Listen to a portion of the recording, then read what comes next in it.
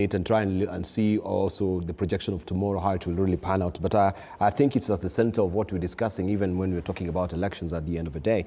And we have the ODPP who has come out, stoutly denying, as we've said, that this prosecutorial powers should be handed over to NCIC and EACC.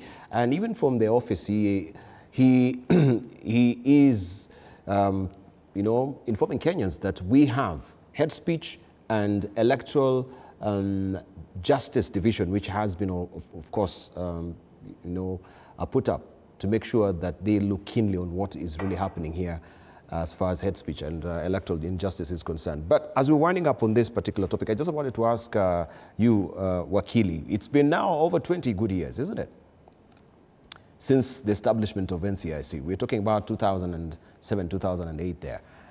Almost, right, 20 good years.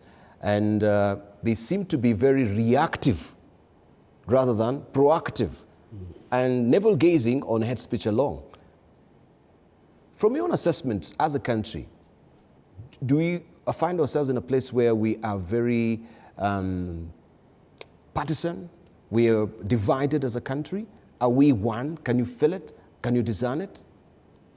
As a nation, can we say is there a nationhood, or we are still in statehood, which is diametrically different, states and the nation? And is there any building blocks to the nationhood? Yes, that's a good question.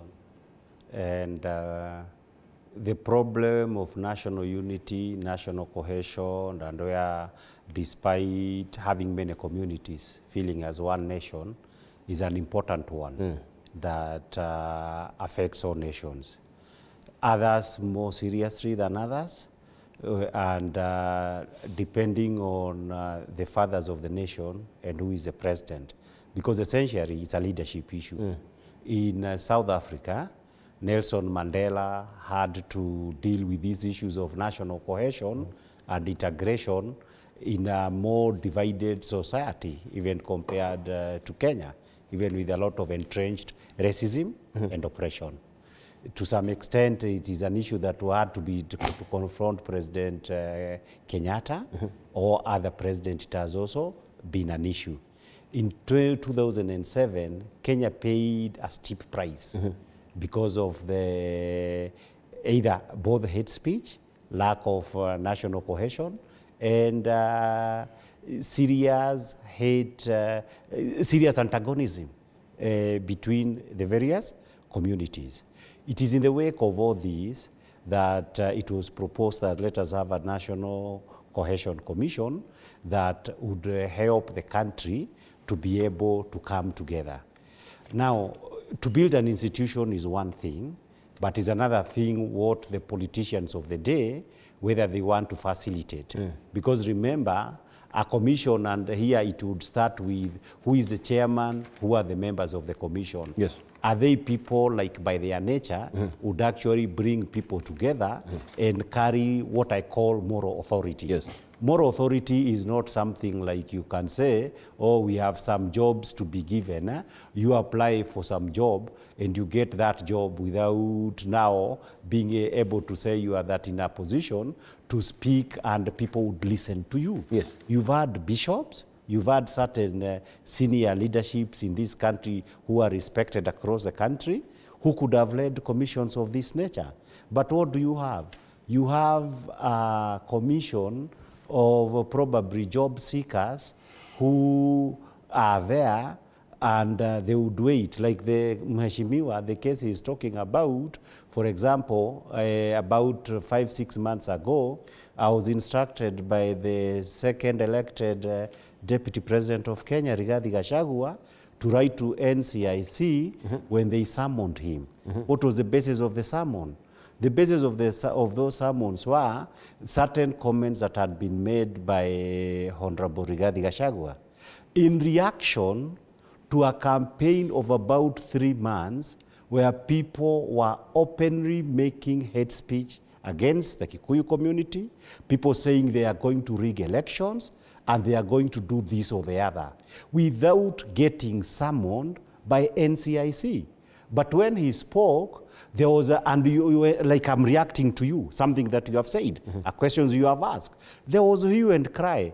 So as a lawyer, I was told that you react to this, tell them I have no problem coming to appear before you, but because I was reacting to people, let the people who say they will rig election and they are experts, that guy from Baringo, in rigging elections, let them be the first one to record some statement. So it was actually something very logical.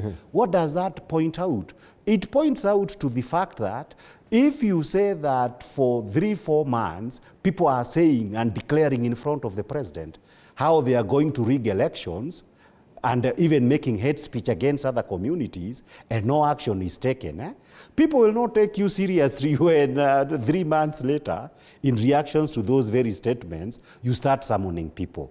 And that is where now we are saying there is an issue of individual failure, not the fact that we do not need commissions of that very nature.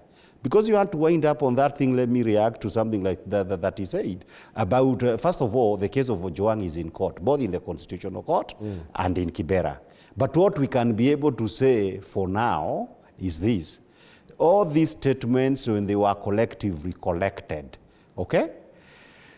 Father, Ojwang's father, and he did an affidavit the other day, saying, I cannot be satisfied as the victim and as the head of that family when I am the one who gave out my son and told mkubwa ametutuma hapa kwa sababu kijana yako alimkosea. Okay? This young man is killed several hours after that. The OCS, because all these things are on record, are saying, we gave this man, we were just holding this man on behalf of so and so. Now, when you say that IPOA and the DPP are the ones to say that DIG Lagarde, for example, is innocent, that is the work of the High Court. So everybody, and that is a policy of prosecution, everybody directly involved in the death of a person must be charged. It is the role of the court to say that he is innocent or he is not. But when now you are getting into situations whereby even people are saying that it can't be this way, then this becomes a big problem. It is not my wish to prosecute such a case before you, but definitely the way one would say is that if you send people to come and collect Dibar, and Dibar is found dead the following day, and you say everybody else who had no enmity with that person is getting prosecuted for the murder, except the prime suspect, you would have to be a country of idiots to say that is okay. It cannot be okay. I think that is the issue. You want to join in just a bit before we go to...